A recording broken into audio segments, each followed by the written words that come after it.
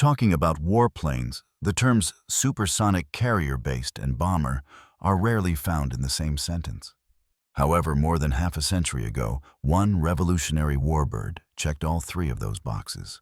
This is the story of the North American A-5 Vigilante, a technological marvel that has been largely forgotten, perhaps because it never truly fulfilled the mission it was designed and built for. The post-war boom of the 1940s and 1950s saw huge improvements in aviation technology, and aircraft manufacturers were far less consolidated than they are today. Competition was fierce. The military was investing heavily in development, and jets had emerged as the engines of the future. This ushered in the end of the era of underpowered piston-engine aircraft, limping off windy flight decks at absurdly slow speeds. The North American A-5 Vigilante, with its long, dagger-like fuselage streamlined canopy and razor-thin swept wings, had an aesthetically and technologically advanced design. Even standing still, a Vigilante appeared as if it had already punched through the sound barrier, and it bore little resemblance to previous bombers. The conceptual roots of the Vigilante program can be traced back to the desperate days following the Pearl Harbor attack. On the afternoon of April 18, 1942, Jimmy Doolittle and his crack volunteer crew prepared to launch a surprise attack on Tokyo.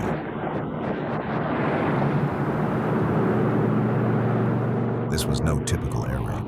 The attack was to be carried out by 16 Army Air Corps bombers operating from a highly unconventional airstrip, the deck of the aircraft carrier USS Hornet. The events of that wet day were unusual, not only because of the extraordinary inter-service coordination, but also because they demonstrated that a Navy carrier was an effective platform for long-range bombing. The American tactic proved effective. Doolittle's raiders had inflicted a significant psychological blow to an impenetrable opponent. The aircraft carrier's role in this attack would not be forgotten. Just 3 years later, American bombers again rained bombs on Japan. Only this time, the destructive potency of the weapon employed outweighed the attack's symbolic meaning. The advent of the nuclear age ushered in a profound shift in military thinking. After dealing the decisive blow to Japan, the United States Air Force took the role of sole possessor of the nuclear endgame.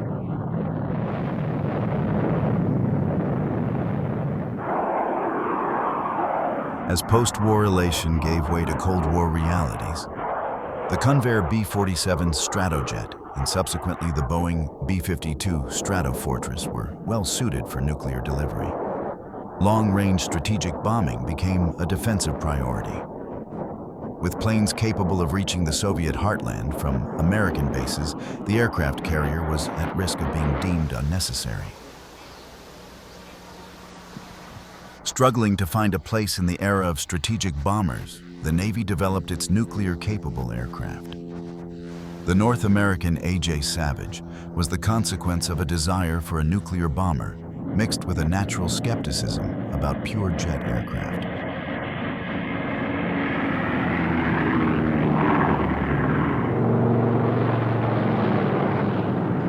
The two piston engines ensured the safety of low-speed carrier operations, while a single jet engine positioned in the center of the fuselage provided a burst of high speed. With two engines turning and one burning, the Savage was a brilliant hybrid. However, by the time it made it to the carrier decks, it had already become obsolete. In 1949, the Douglas Company began constructing its jet-powered successor, the A-3D Sky Warrior. When the Navy ordered the Douglas Sky Warrior in 1949, it was evident that pure jet power had gained traction on carrier decks. The Sky Warrior was a huge airplane, as were other early nuclear bombers.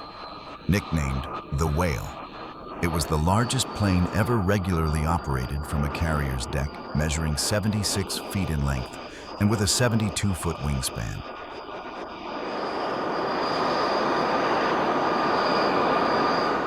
However, like most early big aircraft, the Sky Warrior was slow and unable to achieve supersonic speeds.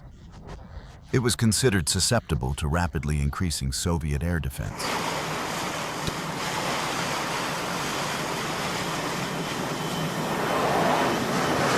Deckhands disliked the Sky Warrior due to its sheer size.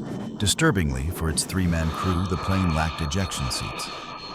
Many pilots joked that the A3D designation stood for all three dead.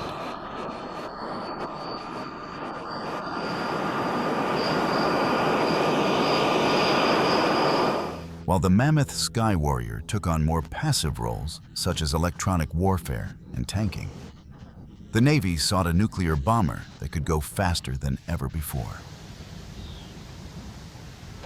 At the North American Aviation plant in Columbus, Ohio, designers prioritized the development of a new nuclear bomber. The Columbus designers, led by Frank Compton, took the initiative to preempt the Navy's request for a new bomber. Beginning with sketches and slide rules, the tiny group eagerly explored the undiscovered waters of the aerodynamic unknown. By 1954, the consequences of technological advancement had a significant impact on American bomber tactics. Advances in radar-guided surface-to-air missiles had essentially eliminated the safety of high altitudes. With this in mind, the Navy launched a covert expedition to investigate an alternative to a high-altitude nuclear attack. On this mission, an A.J. Savage would take off from Spain, fly to Paris, and return all while flying under French radar. The aircraft was never detected. The lesson was clear to the engineers. At Columbus, low-altitude penetration was the key to nuclear delivery.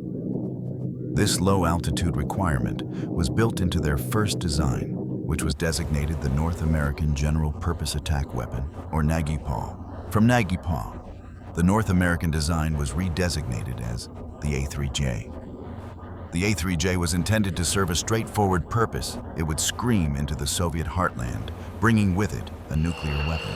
Its blazing speed would be critical to its survival. The pursuit of higher speeds resulted in a unique airframe for its period. North American test pilot Ed Gillespie recalls his initial view of the Vigilante. In those days, we always felt if an airplane looked good, it was going to fly good. Well, the Vigilante certainly looked good. It looked like it was going Mach 2 and it was sitting on the deck. I couldn't believe that our engineering staff could stuff all the goodies in it that they finally did and still make the airplane carrier suitable or have the range of the legs that we finally ended up with. But it was such a good-looking airplane, and it still is to this day, that you just wanted it. It was a Cadillac of the fleet. To put it mildly, the Navy's criteria were tough. The Vigilante needed to be launched from a carrier with little headwind, but it also needed to travel faster than Mach 2.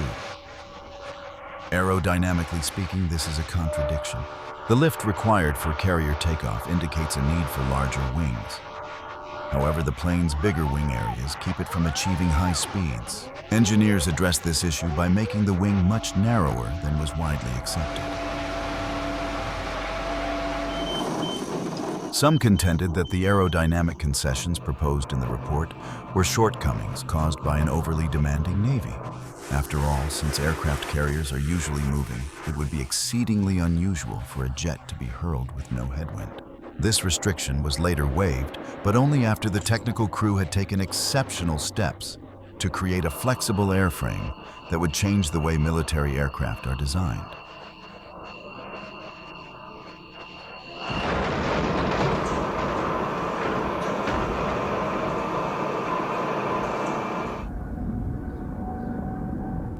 While the Vigilante took shape, the Air Force was making headway on its supersonic bomber programs.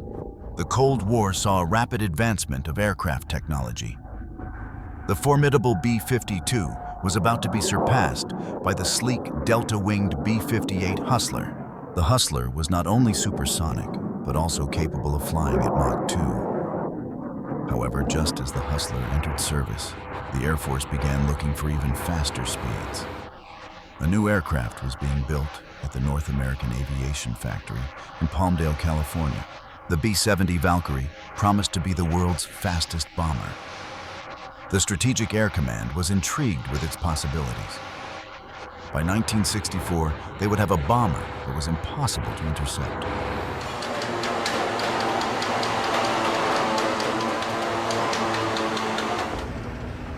9,000 miles away, American bomber programs were already making an impact.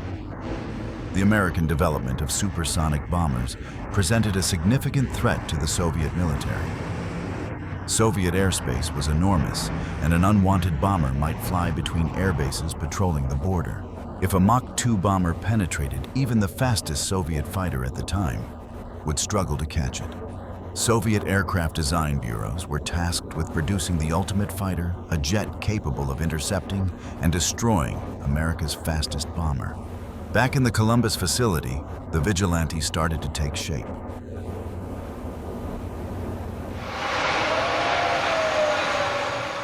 By 1958, it was obvious that this aircraft was innovative.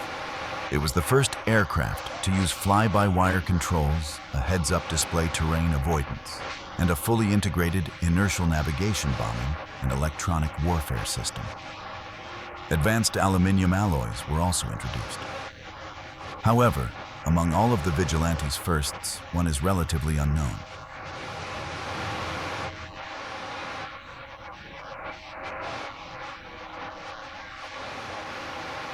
One of the things that we did in 1955 was look at the so-called stealth characteristics of the airplane, which now are high tech.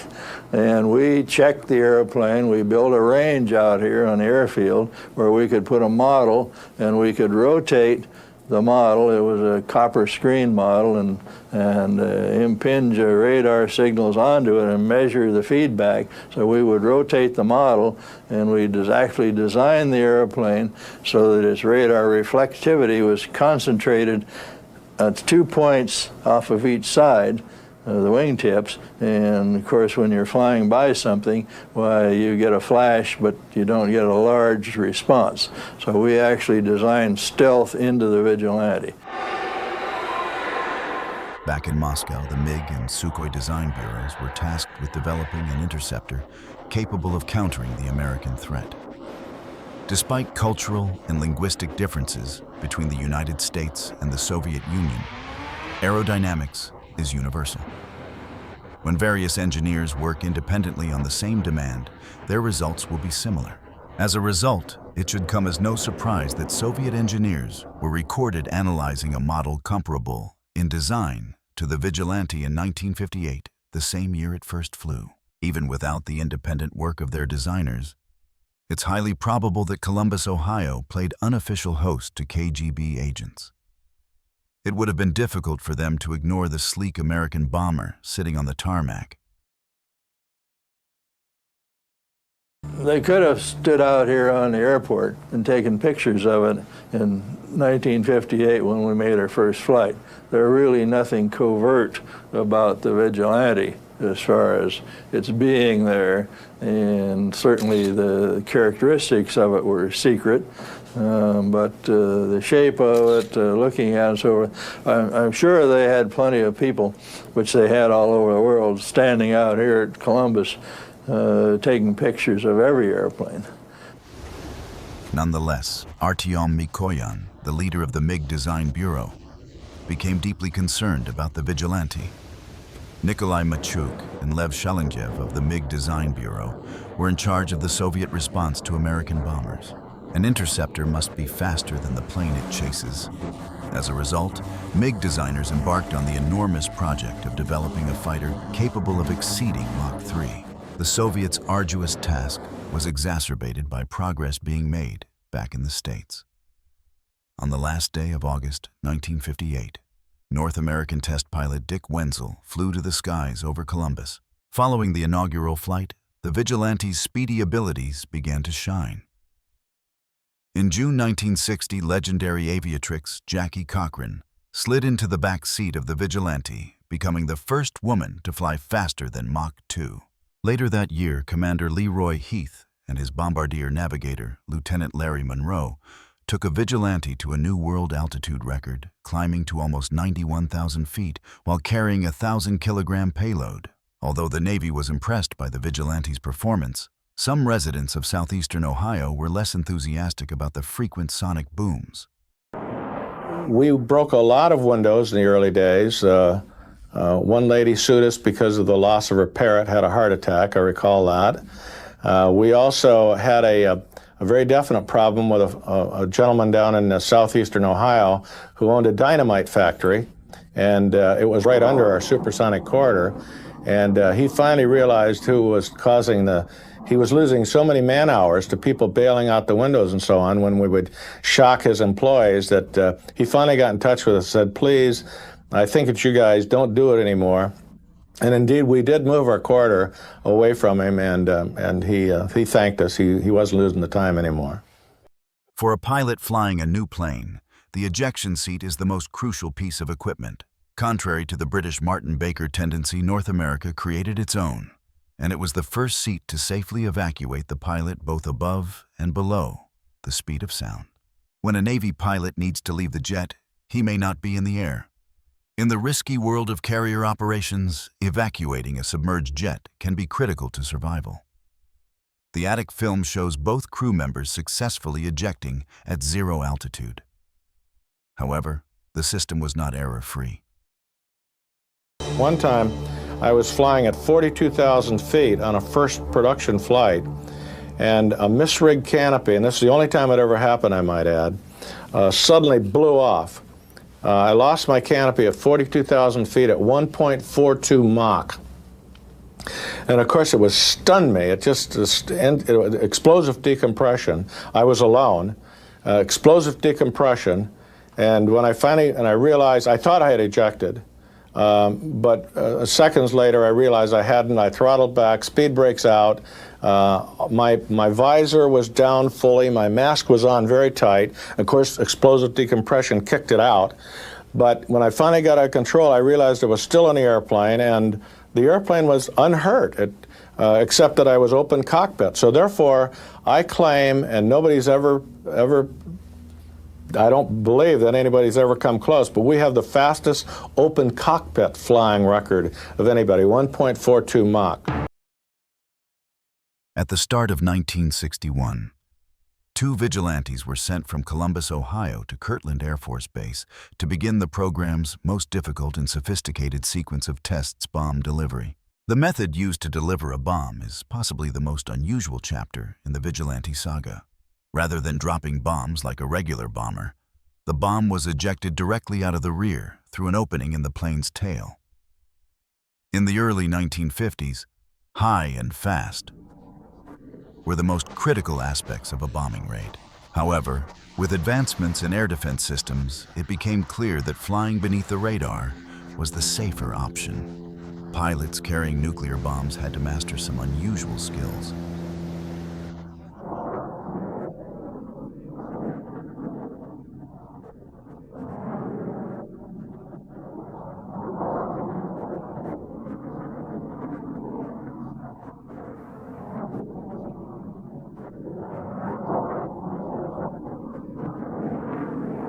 Our initial method was to fly the airplane straight and level at Mach 2 at 70,000 feet and drop the bomb out of the back of the airplane.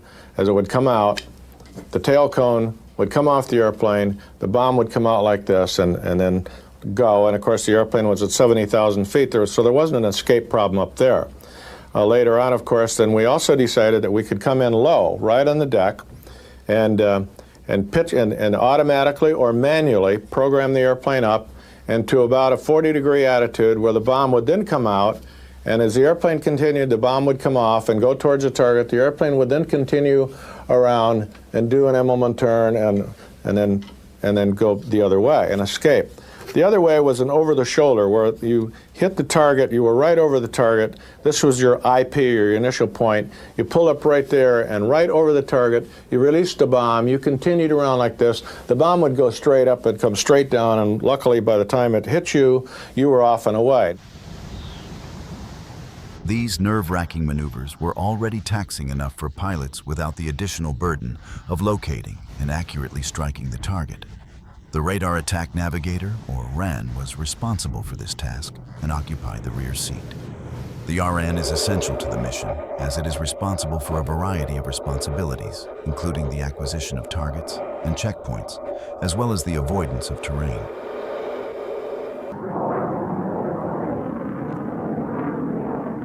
The BN established the pilot's course that will be followed to reach the target before each mission, when flying beneath radar mountains are as hazardous as hostile defenses.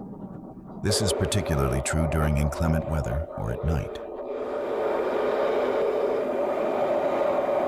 Captain Joe Dyer, a former pilot of the Vigilante, is acutely aware of the significance of the individual who occupied the seat behind him. Well, I think the RAN that is responsible for me being here today was made up for one of those lapses in attention. I was a young aviator. We were flying low altitude and high speed, and after a few hundred hours, you got too comfortable at doing that. And I was looking down at a chart or my kneeboard card. The nose of the airplane dipped a little bit. The guy in the back seat says, "Hey, Joe, watch your attitude." I looked down 50 feet. Recovered, nighttime, by the way. I gently recovered, didn't say anything about it, but my knees were knocking in the front, and I remember thinking as we turned to the next target and the navigator was talking to me, "Gosh, you ought to be quiet, you know, you're almost dead back there." A television system was utilized to display checkpoints, such as islands or mountains, during an attack. These checkpoints were implemented to guarantee that the pilot adhered to the intended trajectory.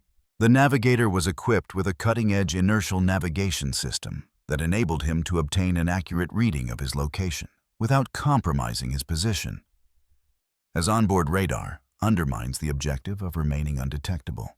The navigator would periodically flash his radar to verify checkpoints and rectify any navigational errors to ensure that the aircraft was remaining on course. If hostile interceptors detect these radar flashes, an electronic countermeasures indicator will notify the pilot of the approaching fighters. After that, it will emit false information regarding the Vigilante's location to confuse the adversary's radar. Back in Moscow, the new Soviet interceptor had transitioned from the drafting board to the tarmac. This film was captured on March 10, 1964, in the Soviet Union, the MiG-25 Foxbat prototype's inaugural flight. Its resemblance to the Vigilante is readily apparent. The most significant distinction is the presence of massive vertical twin fins. When it came to addressing high-speed stability, MiG designers were less successful than their American counterparts. The Russians would be plagued by this issue for years to come. Meanwhile, back in Columbus, the Vigilante encountered political complications rather than aerodynamic ones. The Air Force had long maintained that the strategic attack role was exclusively an Air Force mission. The Navy was of the opposite opinion. The debate regarding the Navy's role in the strategic mission had escalated into an acrimonious inter-service rivalry and debate by 1960. The Vigilante was a casualty. Enter the RA-5, with R representing Reconnaissance. At the same time that the Vigilante was being accepted into service by the Navy, the transition from attack to reconnaissance occurred. In 1961, the initial Vigilantes were delivered to Naval Air Station Sanford in Florida. They entered squadron service in January of the subsequent year. The Vigilante's anticipated entry into fleet service was overshadowed by the contentious debate regarding the Navy's involvement in the nuclear deterrent during this time. Anticipating that the Air Force would win the argument, the Navy recognized its potential in a very different capacity. The Vigilante was well suited for the role of aerial reconnaissance. For a spy, plane speed is the sole defense of the surveillance pilot, who is unarmed and fully equipped with cameras. The Vigilante was capable of exceeding Mach 2 in terms of its speed. Nevertheless, the capability to be launched from a carrier was of greater significance than its pace. The Vigilante provided naval intelligence with a global perspective unencumbered by the diplomatic and logistical challenges that arise when operating from foreign airfields.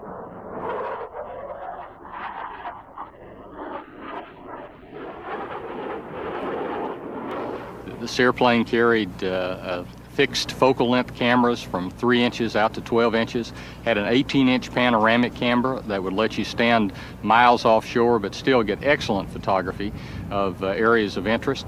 It was also an all-weather machine because it had in that canoe underneath the airplane a side-looking radar or an image-forming radar that would go through clouds that would bring back image quality or reconnaissance quality photography.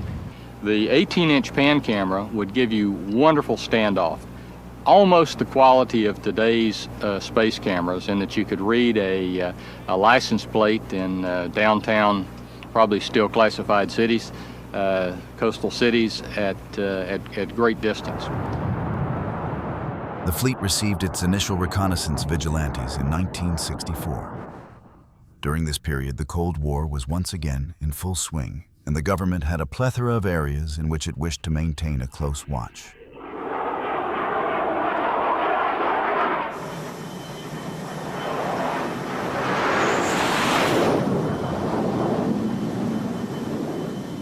When the vigilante returned to the ship, intelligence information documented on tape and film was promptly transferred to a highly specialized group of rooms located several floors beneath the flight deck. All processing and interpretation occurred in this area, which was referred to as the Integrated Operational Intelligence Center. 3 fundamental methods were employed by vigilante pilots to acquire intelligence. One way to fly at extremely high altitudes in order to capture images of activity that was located deep within enemy territory. Another method was to momentarily sneak across the beach at a low altitude in order to capture a comprehensive view of the enemy defenses that were located several miles inland. The third was a short-range shore reconnaissance that was conducted to provide information regarding a potential landing assault.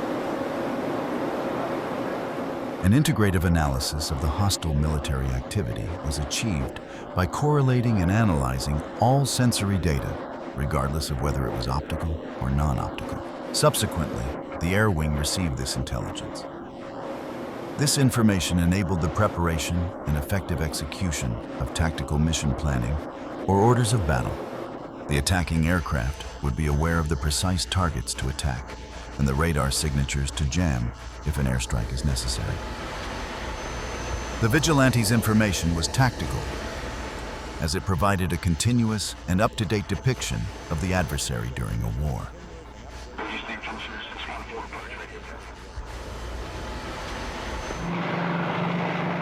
The United States Navy was not unfamiliar with tactical reconnaissance. Navy Wildcats were capable of transporting substantial cameras during World War II. Before an amphibious assault photo pilots were stationed at forward bases in the South Pacific and flew over Japanese-held islands. Before embarking on their journey, Navy bomber pilots examined the photographs and selected their targets.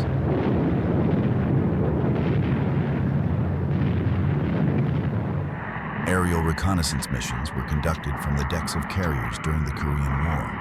Detailed images of Kim Il-sung's tank forces, supply depots, anti-aircraft batteries, and troop concentrations were recovered from photographic versions of the Grumman F-9F Panther. These same cameras would capture images of large-scale troop buildups in the north later in the conflict, which were later revealed to be Chinese troops. From before the Incheon landing until the conclusion of hostilities, photographic intelligence served as a critical factor. The prevailing belief that the atomic weapon would prevent any future conflicts had been disproven. The carrier re-emerged as the United States military's extended limb and reconnaissance aircraft served as the fleet's eyes.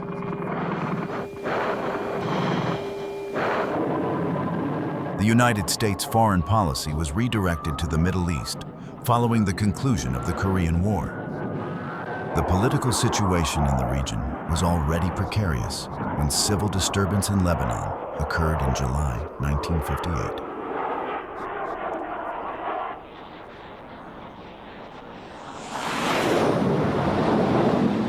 Additionally, approximately 2,500 Americans resided in and around the Beirut region. Detailed images of troop buildups along the Damascus Road leading from Syria were captured by photographic variants of the F-9F Cougar as they flew over Lebanon in anticipation of an amphibious landing. Subsequently, these images were employed to ascertain the precise location at which the Marines should land. The Air Force was monitoring the Soviet Union, the primary area of interest for the United States military, while Navy aircraft were engaged in tactical reconnaissance. A Lockheed U-2 departed from Pakistan on May 1st 1960 on a high-altitude reconnaissance mission that would significantly alter the defense relationship between the United States and the Soviet Union. Francis Gary Powers' U-2 aircraft was never able to reach Norway. Nikita Khrushchev declared on May 5th that Powers' U-2 had been brought down 1,400 miles within Soviet territory. Khrushchev accused the United States of deliberate aggression and warned that the world could be brought to the verge of war. The Eisenhower administration's diplomatic fortunes were severely damaged by the ill-fated espionage flight. Apologies and damage control were the consequences for the State Department. Nevertheless, it exposed the necessity for a spy aircraft that was more rapid for the Pentagon. While the Central Intelligence Agency was responsible for strategic reconnaissance missions,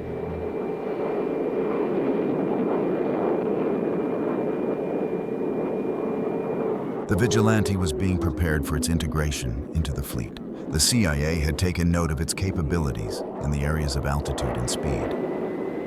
Initially, the aircraft was intended to breach Soviet airspace by carrying a nuclear weapon.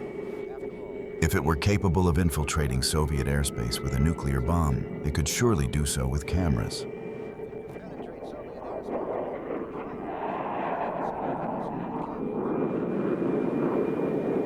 The Navy and the CIA both contemplated the development of new engines that were specifically engineered to maintain the aircraft at a high-altitude supersonic dash. Nevertheless, a conflict in a different region of the globe was erupting as the CIA project was still in the planning stages. The destroyer was carrying out a mission of patrol in those waters, in international waters. When it was attacked, it replied to the attack. Continued to carry out its mission today and will do so the remainder of this week in the same waters. The President has asked that the destroyer force be doubled and that an air cap, the combat air patrol, be available at all times on call to it. And as I think you know, he's issued instructions that in the event of a further attack upon our vessels in international waters, we are to respond with the objective of destroying the attackers. Consequently, the Vietnam War was unofficially initiated on August 5th, 1964.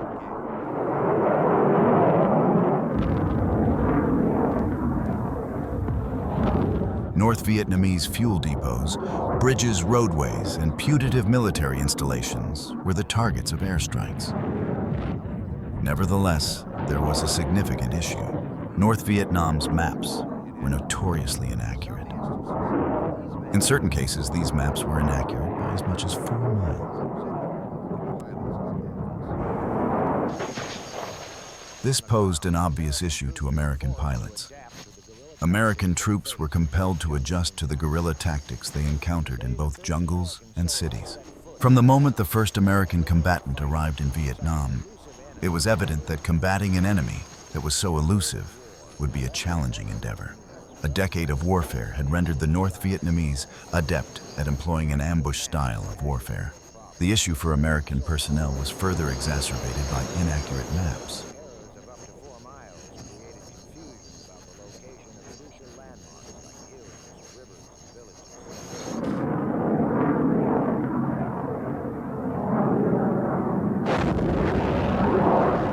The location of critical landmarks, such as peaks, rivers, and villages, was clouded by errors of up to 4 miles. In close air support, precision is essential. The necessity of precise maps was never more evident as there was no space for error. Vigilante pilots embarked on the USS Ranger in late 1964 to participate in the conflict.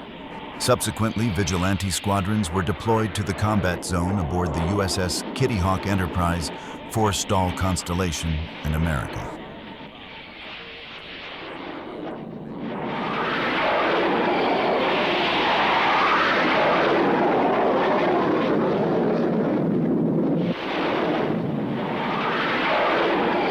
The initial objective of Vigilante personnel was to resolve the issue of inaccurate maps and inadequate intelligence. The United States military was provided with reliable maps for the first time when the Vigilante collected the imagery of the entire Vietnamese area in just 2 weeks.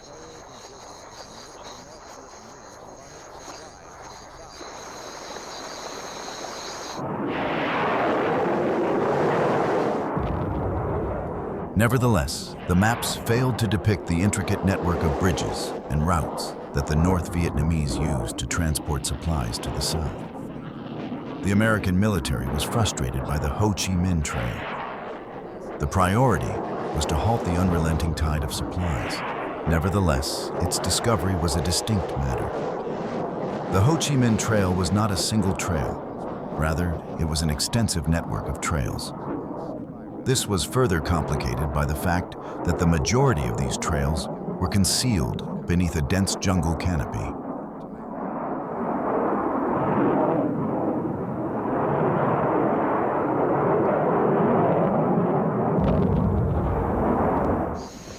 Nevertheless, United States aircraft targeted any object that appeared to be associated with this extensive supply route. The Ho Chi Minh Trail would be the focal point of the most concentrated bombing campaign of the entire conflict as the war advanced. Supplies continued to flow into the southern region, despite the barrage of explosives. To disclose the North Vietnamese supply routes, American aircraft initiated the release of substantial quantities of a defoliant that was previously considered non-toxic.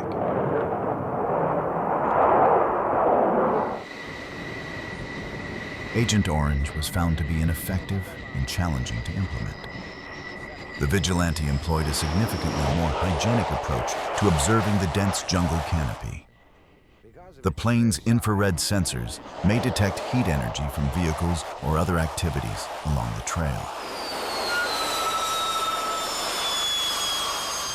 The Vigilante community was made up of outstanding aviators, but that's because we very quickly weeded out those that had trouble at the carrier. The carrier, to this day, is the most demanding aspect of naval aviation, and that's where Vigilante pilots, the successful ones, absolutely excelled.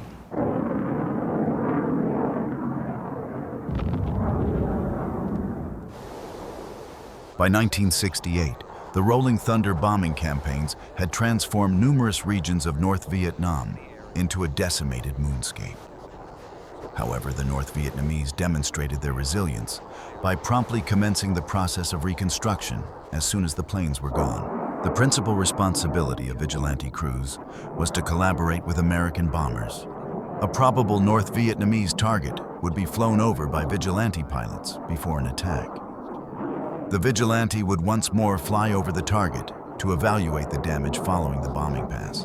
The pilot of the Vigilante typically confronted minimal resistance prior to an attack as he relished the element of surprise. Nevertheless, the flyover that occurred after the strike was a distinct issue. Some of the airplanes in Vietnam were lost because their tactics were to follow up a bomb delivery mission with reconnaissance, and pretty soon the Vietnamese were smart and they knew that after they got a few bombs, they were also going to get a Vigilante. After a huge bombing raid, North Vietnamese gunners were poised to fire. In the north, anti-aircraft fortifications were formidable. The sound of an American plane would trigger a massive storm of artillery.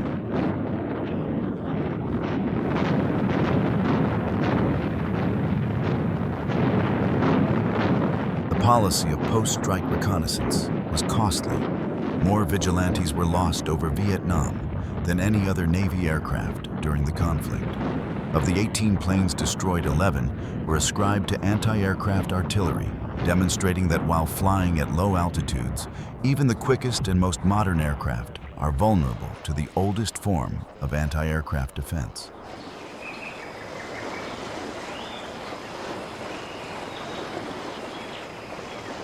This is North Vietnamese footage of boaters retrieving the wreckage of an American aircraft. The wreckage of the airplane is visible in the area from a Vigilante that left the USS Kitty Hawk on its final mission on May 19, 1967. Vigilantes were flown off carrier decks until the ceasefire in 1973. Designed to compete with the best the Soviets had to offer, the Vigilante spent the majority of its service fighting a more ambiguous foe in the skies over Southeast Asia. For American pilots, this was standard Cold War reality.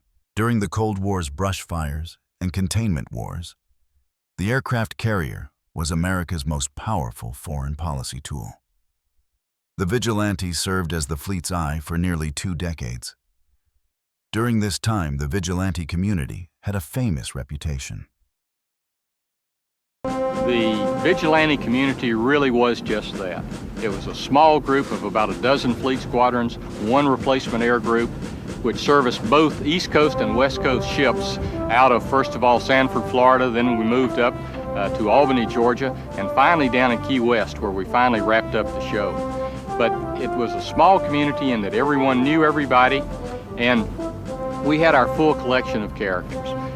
We probably had a resident village idiot or 2. We had bears with sore heads, but far and away, the community was made up of very, very professional people that epitomized what in the aviation business we call crew coordination. The Vigilante withdrew from the Navy in 1979. It was without a doubt the most effective and successful reconnaissance aircraft to fly from a carrier's deck. Even by today's standards, some 2 decades after its peak, the Vigilante continues to function admirably. The technological and mechanical sophistication introduced by its creators has had a significant impact on modern aviation. One of the Vigilante's significant design innovations was its horizontal ramping intakes for the engines. Such intakes are currently standard on military aircraft. One look at the Navy's F-14 Tomcat reveals how much inspiration was drawn from the Vigilante's elegant form. The creators of the 4-sided Vigilante also substantially influenced the design of the Air Force's powerful F-15 Eagle. But what became of the once feared Soviet MiG-25, the Foxbat?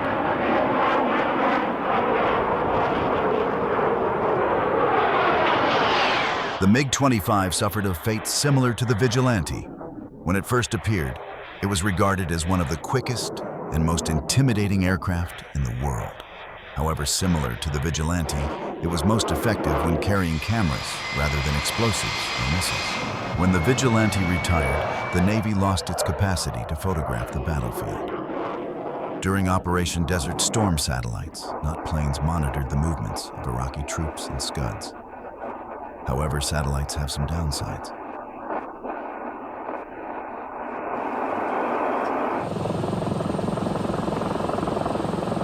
When the Vigilante retired, with it went the Navy's ability to take an integrated picture of the battlefield. During Operation Desert Storm, it would be satellites, not airplanes, that kept an eye on the movements of Iraqi troops and Scuds. However, satellites have their drawbacks.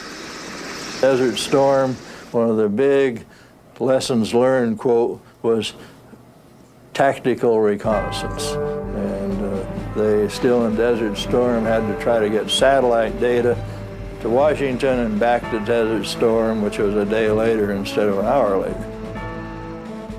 Satellite has a little problem getting electronic intelligence because it only goes over once every hour and a half, you know.